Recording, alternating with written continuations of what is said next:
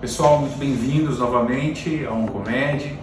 Eu sou o Fernando Luiz Mota, eu sou oncologista clínico aqui em Medianeira e dessa vez vamos conversar um pouquinho sobre o mês de março, o mês de prevenção e de lembrança em relação ao câncer coloretal. Coloretal significa intestino, né? Intestino grosso, tá? Porque o intestino fino, que é a tripa mais fina, falando assim mais simplesmente, essa tripa mais fina é muito raro ter tumor. Não existe tumor praticamente no intestino delgado, que é a primeira porção do intestino, depois que acaba o estômago, tá? Acaba o estômago, vem o intestino fino, o intestino delgado, que é bastante longo, todo um enovelado de intestino que a gente tem. Aí vem o intestino grosso, que é o intestino mais calibroso, e é ali que a grande maioria dos tumores malignos podem ocorrer no ser humano. Não que não existam no intestino delgado, mas são muito raros, tá? Então nós nos atemos aqui à nossa prevenção ao tumor maligno de câncer do trato coloretal, tá? Então cólon e reto. O reto é o finalzinho do intestino grosso, então o intestino grosso é que nos importa nesse momento. Bom, como nós prevenimos os tumores coloretais? Os tumores coloretais estão bastante ligados a nosso hábito de alimentação, tá? Então aqui sim interessam muitos fatores, muitos cuidados que nós podemos ter em relação à alimentação. Existem outros tumores que não têm muita relação com a alimentação. Por exemplo, câncer de pulmão. O câncer de pulmão não tem tanta relação com a alimentação. Tem, todos os cânceres têm, mas tem menos implicância, justamente porque o alimento passa por ali. E algumas substâncias cancerígenas que nós ingerimos tomam contato com a nossa mucosa, a nossa pele interna desse trato, do trato intestinal, tá? Então por isso que interfere tanto. Muito bem.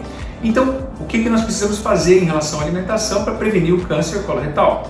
Bom, essa frase, ela graças a Deus é a mesma que sempre é falada por mim e sempre é falada pelo cardiologista, pelo endocrinologista, pelo nutricionista. Seria muito triste se cada um falasse uma língua, mas é a mesma coisa para todas as doenças malignas, né?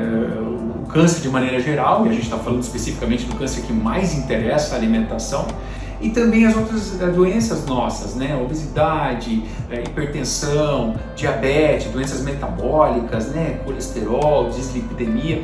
Todas essas doenças e todas essas áreas nos pedem o quê? E é o que eu vou pedir e orientar aqui: o prato colorido, né? Um exagero em relação a frutas, legumes, vegetais. Claro, muita fruta tem muita frutose também, mas assim, a pirâmide alimentar, ela deve ter como base da pirâmide esses alimentos, né? Ricos em fibras, né? Alimentos integrais, frutas, verduras, legumes. Um destaque para as verduras, que elas têm menos caloria ainda do que esses outros que eu comentei. Muito bem, então esse piso da pirâmide deve ser dessa porção colorida do nosso prato, tá? E a seguir aí vem proteína, vem gorduras, né? Então, quer dizer, subindo na pirâmide, não na importância, e sim no afilamento da pirâmide, aí vem outros alimentos, que devem ser menos quantidade do que essa base mais larga, colorida, tá? Então o prato colorido, evitar o exagero, moderação na carne vermelha. Não quer dizer que não possa comer carne vermelha. Evitar o exagero, evitar comer com moderação a carne vermelha e preferentemente que ela seja processada fora do fogo. Então assim, no dia a dia, não quer dizer que você não pode comer churrasco, pode, mas que não seja diário, né? Que seja processada de outra forma, porque o fogo promove algumas alterações no alimento que podem produzir nitrosaminas, substâncias que podem fazer mal para o nosso intestino. Então assim, vamos voltar. Um prato colorido, um prato que contém assim proteína, carnes, preferentemente carnes brancas. A carne vermelha pode sim ser usada, mas com mais moderação, né? O exagero de sal deve ser evitado e também pouca gordura. Cálcio é incentivado, tá? O cálcio, uma dieta rica em cálcio também pode proteger do câncer coloretal, tem alguns estudos demonstrando essa tendência. E a vitamina D, né? A exposição solar, eventualmente a reposição por via oral através de cápsulas. A vitamina D está bastante ligada à prevenção do câncer coloretal. Então, voltando, prato colorido, proteína, claro, mas em menos quantidade do que as coisas coloridas, mais carnes brancas em preferência, em detrimento da carne vermelha, e a gente deve evitar muito o fogo para processar os alimentos. E esses alimentos os mais frescos possíveis, tá?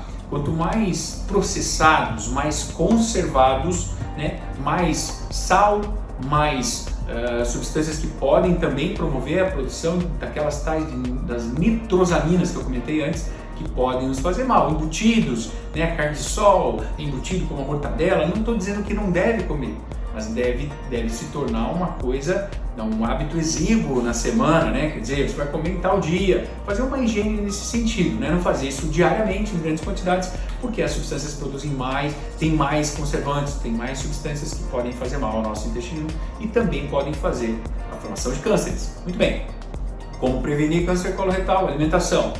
E como detectar precocemente essas alterações. Todos nós podemos ter câncer coloretal, e também existem síndromes genéticas que podem fazer a gente ter mais propensão a fazer esse tipo de câncer. Se você tem um caso familiar, qualquer idade do caso familiar, você tem que fazer acompanhamento, e o acompanhamento que eu vou comentar para todo mundo, mas esse acompanhamento mais cedo, a partir dos 35, 40 anos. Se você tem uma síndrome familiar reconhecida, que a gente já sabe que é uma síndrome genética, que é uma síndrome que a gente faz várias verruguinhas no intestino, chamada síndrome poliposa familiar, ou aquela síndrome de câncer coloretal não ligada à polipomatose, o que acontece? A gente precisa, nesse caso, quando existe essa síndrome reconhecida, aí sim, a partir dos 20, 25 anos já vale a pena a gente fazer o acompanhamento com um profissional, com um oncologista, com um gastroenterologista, tá?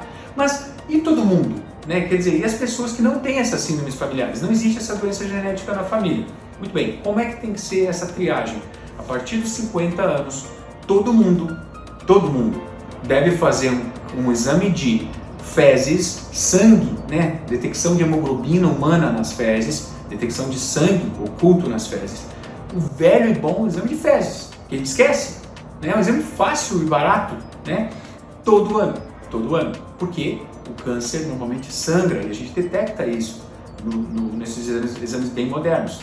Muito bem, eu digo bem modernos, eles são exames antigos, mas que melhoraram muito porque a gente não pega mais o sangue animal, por exemplo. Uma vez a gente tinha, até muito pouco tempo, a gente tinha que ficar sem comer carne para fazer esse exame, né? Hoje em dia não, a gente consegue detectar especificamente a hemoglobina humana nas fezes e não mais o sangue do animal, da carne que você comeu, por exemplo. Muito bem, e o que mais? Colonoscopia. Essa colonoscopia, ela não precisa ser todo ano. Quando ela for normal, ela pode ser repetida daqui a 5 anos. Então, todo mundo acima de 50 anos, fazer o quê? Fazer exame de sangue oculto nas fezes todo ano. E colonoscopia, se ela tiver alguma alteraçãozinha, ela vai ser repetida. Se ela teve uma verruguinha, um pólipozinho, né, um pequeno verruguinho que foi retirado, mesmo que fosse benigno, a gente repete a cada ano, cada 2 anos, até limpar. Limpou, deu normal, repete-se a cada 5 anos. Todo mundo acima de 50 anos. Essa recomendação, volto a falar, é mais cedo para quem tem casos familiares ou síndromes genéticas familiares com essa doença. Muito bem, então a gente falou de prevenção, que tem que ser o prato colorido, falou de detecção precoce. E por que ela é tão importante a detecção precoce? Porque, como todo câncer, a gente trata muito mais fácil quando detecta pequenininho. Se for pequenininho, eventualmente até a colonoscopia vai curar, porque através do exame que você vai com uma câmera dentro do intestino, às vezes o próprio aparelho consegue, com uma alça de um araminho que existe totalmente especializada pelo gastroenterologista, ele puxa e consegue cortar. E consegue, às vezes, com poucos milímetros ou até 1 centímetro, consegue cortar essa lesão e acabar com ela. Muito bem, quem detecta com precocidade não precisa de quimioterapia, por exemplo, já está curado. Quem tem um pouquinho maior, eventualmente só a cirurgia também vai ressecar sem necessidade de quimioterapia. E quem vai um pouquinho mais além, que tem ínguas positivas e tudo mais, necessariamente vai precisar fazer quimioterapia para aumentar a chance de cura. Quando a gente pega, quando a gente detecta, diagnostica essa doença um pouco mais tarde, com metástases à distância, aí já fica mais difícil de combater a doença, né? Fica muito difícil de curar, embora exista ainda a chance de 20, 30% dos pacientes de curarem nesse cenário. Mas aí tem que fazer muita quimioterapia, drogas-alvo mais modernas que existem para combater o tumor e sítios específicos do tumor, de produção de vasos sanguíneos, do tumor, enfim, coisas específicas que é para outra aulinha. Mas enfim, detectar precoce é muito importante. Esse é o alvo da nossa lembrança de hoje. Alimentação, detecção precoce. Até mais, tudo de bom.